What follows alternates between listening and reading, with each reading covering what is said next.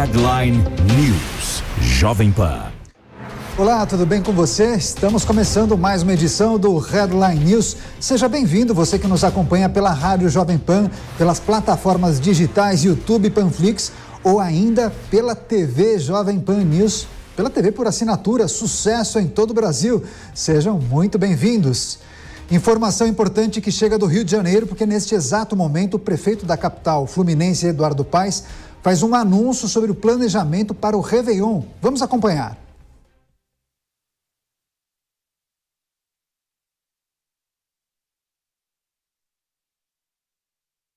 De hotéis, ou seja, aqui é um recado muito claro, né?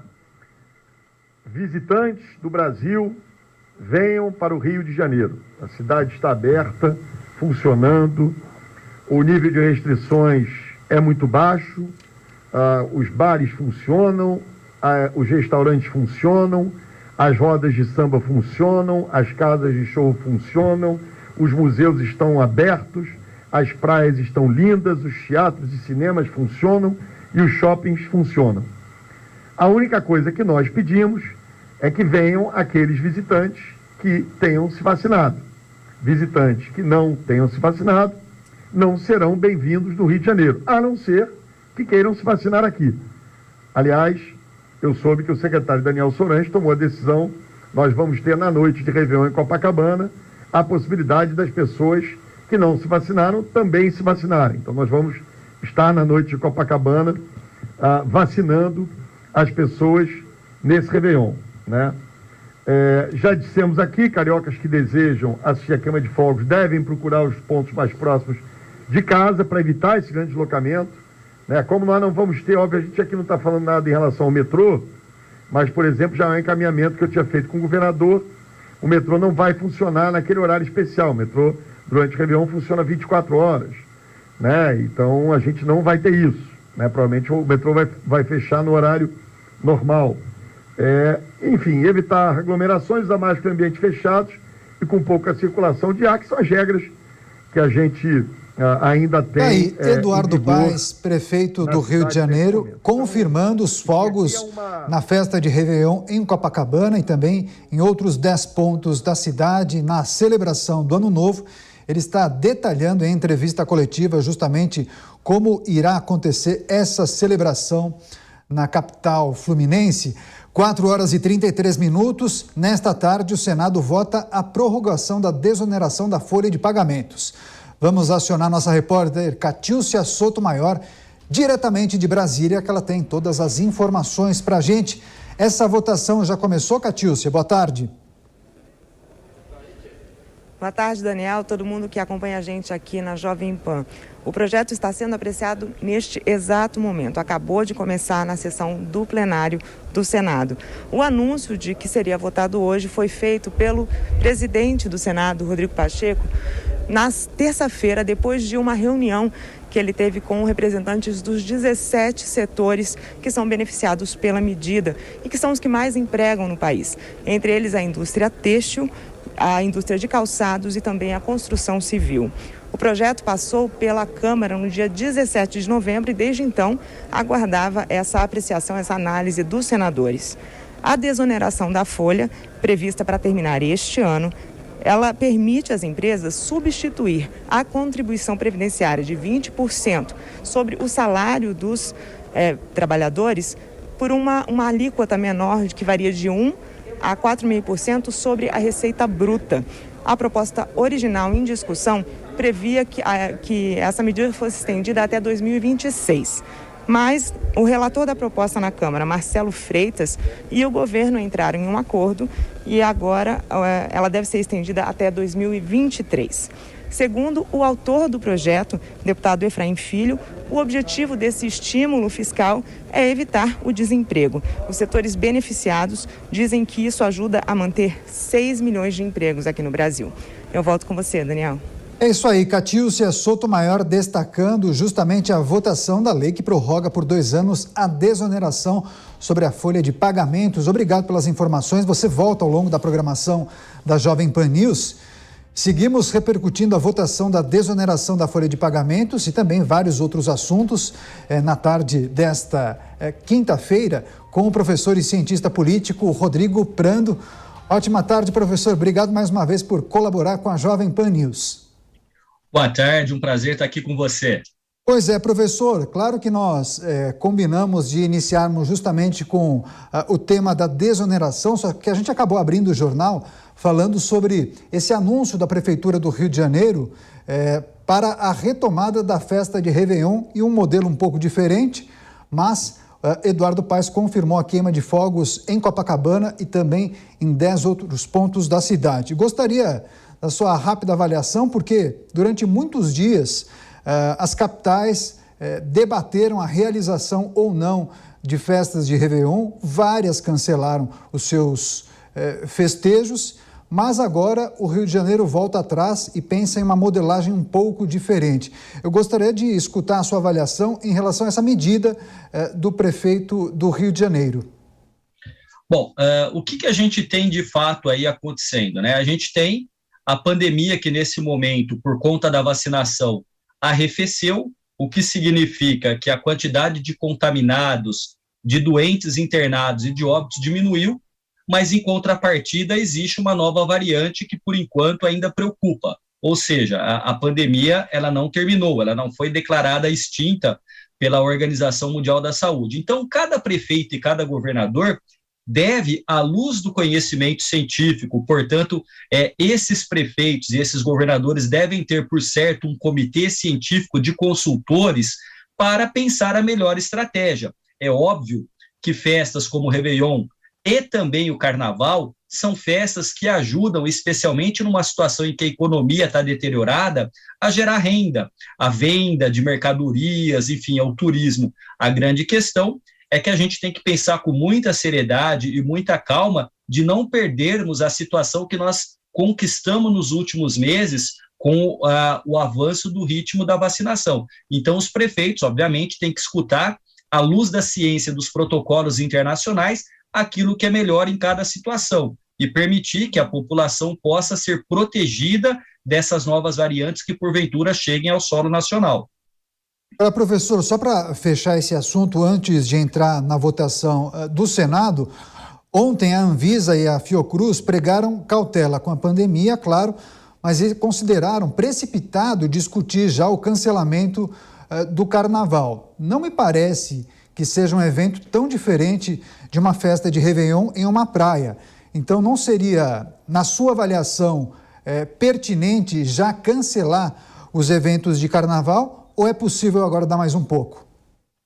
Olha, eu acredito, como eu disse para você, que provavelmente a ciência trará essa discussão, porque assim, no fundo, como cientista político, eu tenho condições de avaliar o impacto político para governadores, prefeitos, né, para a presidência da República. Agora, de fato, o que importa é bem menos a opinião do cientista político e, obviamente, escutar os técnicos e os cientistas, porque, de fato, vamos supor, essa nova variante, ela preocupa pela sua transmissão, dizem os cientistas que ela é muito mais transmissível, mas ela não tem sido tão agressiva ao organismo quanto as primeiras variantes da Covid, do coronavírus. Agora, obviamente, que até o ano que vem a gente tem que ir monitorando. Situação pandêmica exige o monitoramento dia a dia em termos de contaminados, em termos de leitos de UTI e como avança a vacinação. Então, neste caso, eu acho que a gente tem que esperar e avaliar cotidianamente para conseguir construir um cenário para o ano que vem. Nós estamos em dezembro, Carnaval mais ou menos ali uns 2 meses para acontecer. Eu acredito que as autoridades políticas e médicas vão conversar e dialogando chegar àquilo que é melhor para a população. No caso do Rio de Janeiro ou de qualquer outra capital ou de alguma cidade que receba festejos que tenham aglomerações. Por exemplo, em São Paulo, a gente sabe que havia para agora em dezembro, meados aqui do mês de dezembro, um anúncio de que a máscara em espaços abertos seria retirada a obrigatoriedade. Com essa nova variante Omicron, parece que o governador desistiu de tirar essa exigência e ela continua válida mesmo para espaços abertos, como parques e eventos. Então, a gente tem que ter toda a cautela, porque a pandemia não se encerrou e ela pode evoluir para situações graves. Eu espero que a classe política e os cientistas possam dialogar em altíssimo nível, pensando sempre na saúde e na vida da população brasileira. Com certeza é o que nós esperamos. Estamos conversando com o professor do Mackenzie, também cientista político, Rodrigo Prando. Viramos a página agora, professor. Vamos falar do projeto de lei que prorroga por 2 anos a desoneração sobre a folha de pagamentos. Claro que esse projeto ele é muito importante porque alcança setores com alto índice de empregabilidade. São 17 setores. Agora, muitos empresários defendem a ampliação desses setores ou outros, inclusive para a universalização, que todos os setores pudessem gozar desse benefício. Agora, tem a questão fiscal, né? O governo naturalmente deixaria de arrecadar muito. Eu gostaria que o senhor avaliasse, então, a votação que irá ocorrer muito em breve no Senado e também quais são os ganhos também políticos caso seja prorrogada essa medida.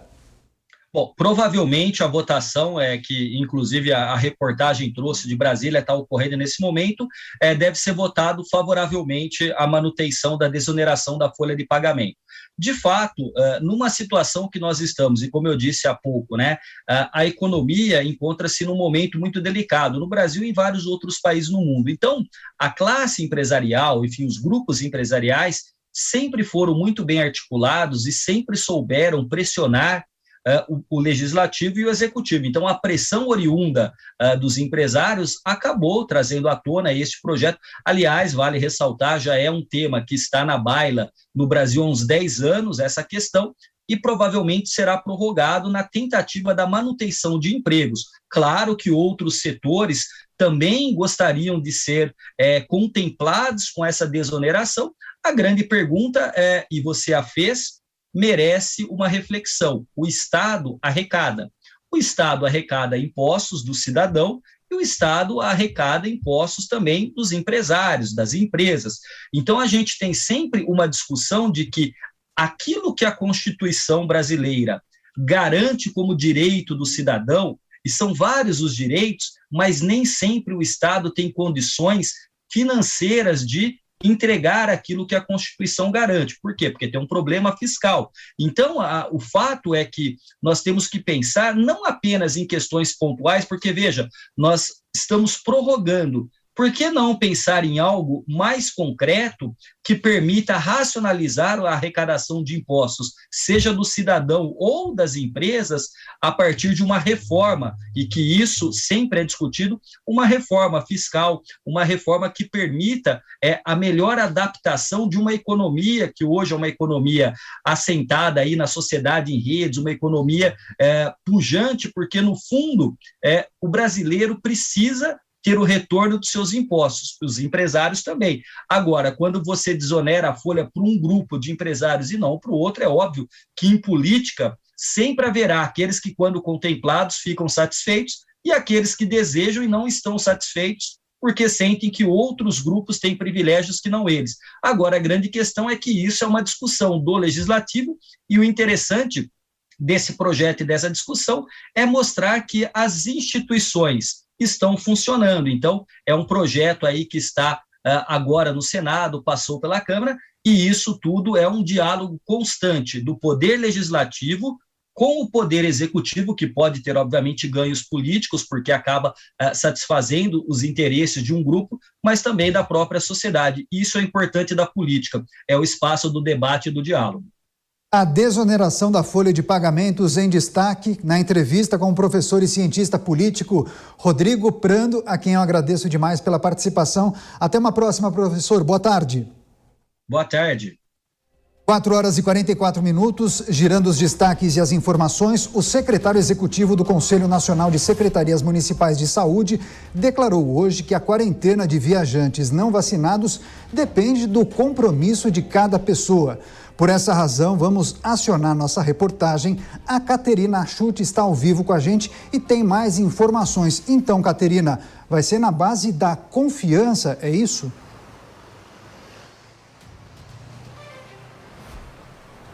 Tudo bem, Daniel? Boa tarde para você, boa tarde para todos que nos acompanham. Exatamente, olha só, o governo federal ele publicou hoje uma portaria que estabelece justamente aqueles requisitos para viajantes brasileiros e estrangeiros entrarem aqui no país diante deste contexto, né, que nós estamos vivendo aí da disseminação da variante Ômicron. Então, olha só, Daniel, essa é uma portaria que passa a valer a partir de sábado e com isso o Brasil passa a exigir aí o teste negativo do tipo RT-PCR com uma antecedência de até 72 horas para esses viajantes ao embarcarem. O passageiro também deverá apresentar o comprovante de vacinação, que poderá ser ali por meio impresso ou eletrônico, e deverá ser, então, imunizantes aprovados aí pela OMS ou pela Anvisa. Entretanto, o viajante que não apresentar este comprovante ou tiver tomado a segunda dose da vacina ou dose única menos de 14 dias antes do embarque, essa pessoa poderá ingressar aqui no território nacional desde que aceite fazer um período de quarentena, uma quarentena de 5 dias. Então, ao desembarcar, essa pessoa vai assinar um formulário da Anvisa, se comprometendo, então, a fazer este período de quarentena. Ela deverá também indicar o endereço onde ela vai ficar. Por isso, então, essa fala que você mencionou, né, Daniel, justamente do secretário executivo Mauro Junqueira, porque vai, então, da pessoa cumprir aquilo que ela se comprometeu a fazer ou não, né? Não haverá uma pessoa que estará lá 24 horas fiscalizando se a pessoa está ou não fazendo essa quarentena. Por isso, então, este comprometimento da pessoa que está assinando este formulário da Anvisa dizendo que vai fazer a quarentena, inclusive indicando este endereço.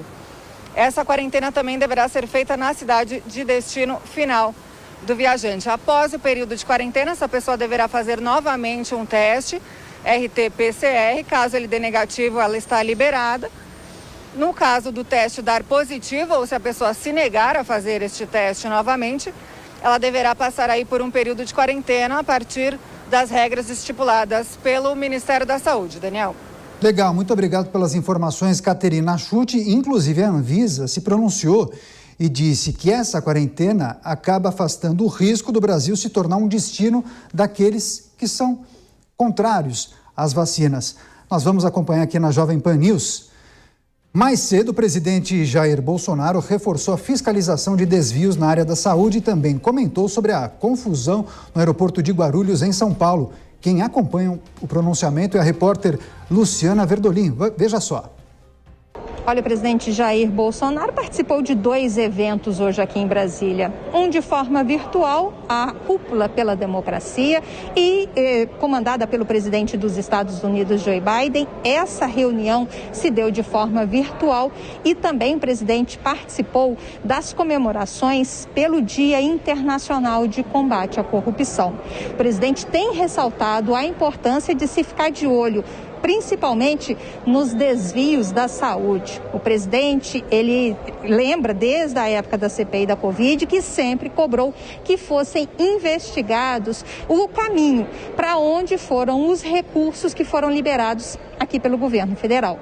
Segundo o Ministério da Justiça, foi uma operação a cada 2 dias no país de combate à corrupção. Ao todo, foram 153 operações agora em 2021. 209 milhões de reais foram apreendidos em 130 operações destinadas exclusivamente a apurar desvios na saúde pública, no dinheiro que foi destinado pelo governo federal para o combate à Covid-19. O presidente Jair Bolsonaro ainda comentou a confusão que se viu hoje no aeroporto lá de Guarulhos, em São Paulo, por conta da cobrança do cartão de vacina de viajantes.